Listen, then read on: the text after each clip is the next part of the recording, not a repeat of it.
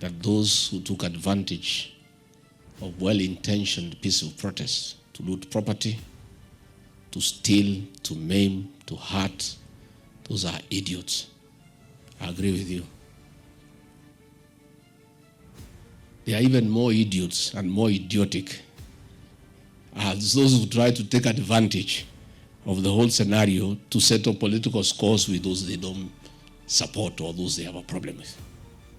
Will President William Ruto's political romance with ODM jeopardize Deputy President Rigathi Gachagua's position? It's no secret that Deputy President Rigathi Gachagua has always opposed the idea of his boss, President William Ruto, collaborating with members of the Azimio coalition, especially its leader, Raila Odinga. Gachagua has repeatedly stated that he would fight to his last breath to ensure Raila Odinga stays away from President William Ruto. Sababu ni mzuri kuambia mtu ukweli. Sasa walikuwa wanajaribu kuja hapo kwa rais. Juzi nimetoka nimeenda ngamo, nimeenda Italy. Wanajaribu kupitia huko, nikaitwa nikarudi haraka. Kwa sababu pale unajua kazi yangu pale ni rahisi sana. Mimi kazi yangu ni kuchunga Rais William Ruto na mimi sina kazi nyingine. That is my work. Nikiona mtu yoyote anaweza tatiza serikali yake, hiyo ni kazi yangu kungangana na hiyo mtu. Na huyu kitendawili historia yake ni mbaya. However, with the recent appointment of Raila Odinga's battalion into Ruto's government, Gachagua's worst nightmare seems to be unfolding. There is speculation that he might soon face the same fate as Ruto did in Uhuru Kenyatta's government when Raila Odinga formed the handshake government with former President Uhuru Kenyatta. The nomination of Ali Hassan Joho, Opiyo Wandayi, John Mbadi, and Wycliffe Oparanya into crucial ministerial positions by President Ruto has caused discontent among a faction of Mount Kenyan leaders, Gachagua's home region. They feel that the president has neglected the region that significantly contributed to his electoral victory and instead appointed Raila Odinga's allies to Ruto's government, despite their previous opposition to Ruto and his policies in parliament. Sisi kama watu wa Mount Kenya ametuacha kwa mataa. Saa hii ile ministry, ile wizara mzuri kabisa sasa imechukuliwa na ODM. Wizara ile iko na nguvu sasa imechukuliwa na ODM. Sisi watu wa Mount Kenya ukiangalia ni ministry gani tumepewa, wewe utajiuliza na hiyo inafanyanga nini? Tumepata haujulikani. Hazina nguvu zile tumepewa. Kazi yetu ni kupewa kitabati tuko na bendera lakini hakuna kitu. The appointment of opposition leaders to Ruto's government comes amidst a massive protest by Kenyans against President Ruto's administration. These protests, which resulted into multiple deaths and injuries, forced the president to dissolve his entire cabinet. Subsequently, he appointed members of the opposition and reinstated some of his previous cabinet secretaries.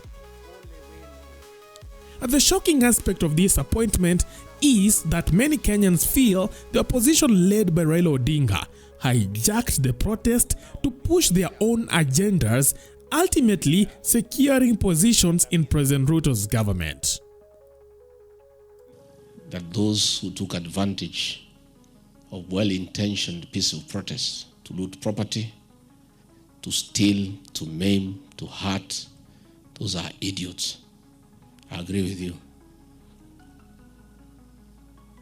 They are even more idiots and more idiotic as those who try to take advantage of the whole scenario to settle political scores with those they don't support or those they have a problem with.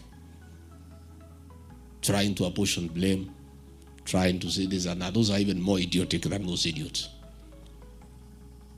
And I agree with your sermon entirely. Let people know that Kenyans are also very intelligent people. People of this great country have come of age. They see from far, they analyze, and they know. As you speak of any situation, have tremendous respect for the people of Kenya. People are not foolish. There is no shortage of fools in this country. People are fairly intelligent and very analytical. Statements from Mount Kenyan leaders indicate that the deputy president's position within Ruto's government is now uncertain. Despite the opposition denying that they have joined the government covertly and Raila Odinga himself claiming no knowledge of his team's appointment into Ruto's government, Kenyans are left questioning how such actions could occur without the opposition leaders' knowledge. This has led to speculations that Raila Odinga might be deceiving Kenyans and is already in bed with President Ruto's government. The animosity between Raila Odinga and Rigathi Gachagua is well known. For the longest time, Rigathi Gachagua has labeled Raila Odinga as a home wrecker, accusing him of being the catalyst for the downfall of various regimes in the country. Whenever Raila Odinga engages with the president, Gachagua believes that the former prime minister has the power to corrupt the president's heart and distract him from serving his people effectively. Na huyu kitendawili historia yake ni mbaya. Ama mnataka nimkubalie? Nimkubalie akaribia rais? Sasa mimi naenda Colombia kutafuta soko ya kahawa. Alafu nipite Cuba. Lakini nimepanga. Hiyo ikulu nimeweka mitego kila kona, kila pale. Kila mahali nimeweka na niko na watu wa kunipigia simu. Wakionekana tu karibu naambiwa. Kwa sababu uwezi mtu ameharibu serikali 4 umkubalie akuja ya 5. Si ataharibu. Juzi amekuja pale KICC, nimemkaribisha vizuri. Simuliona kwa heshima kwa sababu yeye ni mzee wetu, amekuja tumemwalika. Sasa kuliko aende kwa kiti yake anataka kuingia marais mahali wamekaa wale wamechaguliwa. On the other hand, Raila Odinga feels that Gachagua has no chance of becoming president.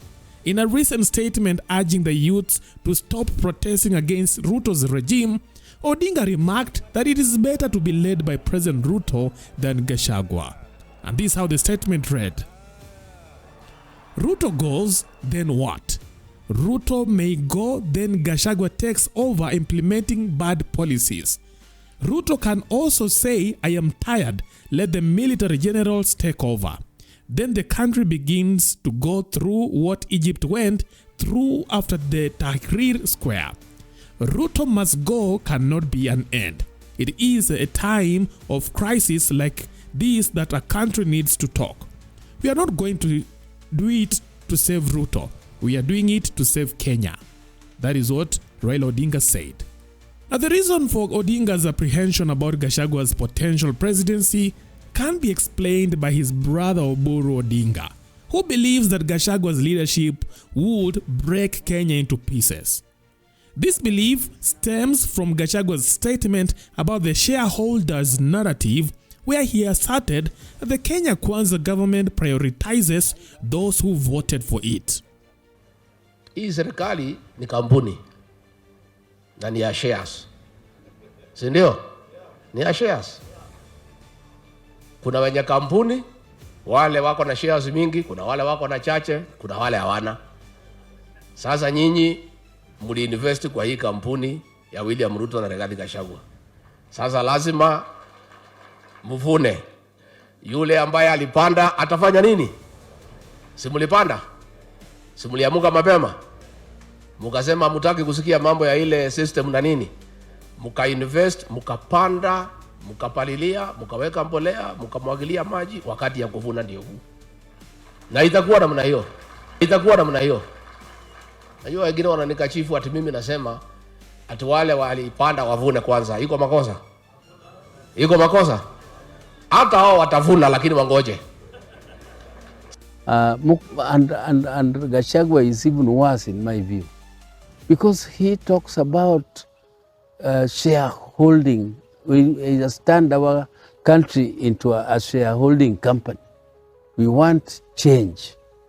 But as it is now, the realistic situation is such that the government must continue, and it is either Ruto or Gachagua.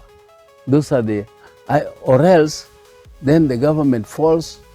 And if the government falls, there are many consequences. One most obvious consequence in a chaotic situation like that will be the army takes over like Egypt. And you know what happened? What happened there? And you know the other states in Africa. It is not very nice. But of course, when they do, people will come out in support. That we support them. They have removed the devil. The opposition interpreted this as a direct jab, especially since Raila Odinga was a presidential candidate during the election and has been vocally opposed to Ruto. With the inclusion of Raila Odinga's team into Ruto's cabinet, speculation has grown among Kenyans that Gachagua's days in the government are numbered. Many believe it is only a matter of time before President Ruto shows the Deputy President Rigathi Gachagua the door. I think the person who should be worried the most is Rigathi. Rigathi Gachagua, wherever you are, start saying your Hail Marys. Or you go to the Presbyterian church. Or start going to the mountains to pray again, because what is about to happen to you is that you're about to be impeached. Let me tell you.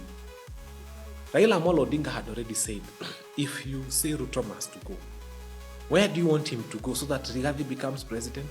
Raila Odinga does not believe in the presidency of Rigathi Gachagua. And he wouldn't want Rigathi Gachagua to ascend beyond where he is. William Ruto has openly always showed when he's coming to give a press briefing, he has two deputies, the one he loves the most and the one that voters gave him.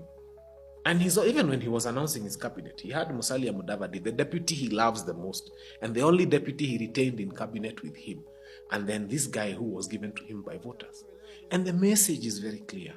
I did not have 2/3 of parliament to throw away my DP if I wanted to impeach him. And now I have more than the 2/3. One night, if they woke up and decided they don't want. And now it's very easy to tame Rigathi. Because the president will call him and tell him, this is what I want from you. If you can't deliver this, impeachment.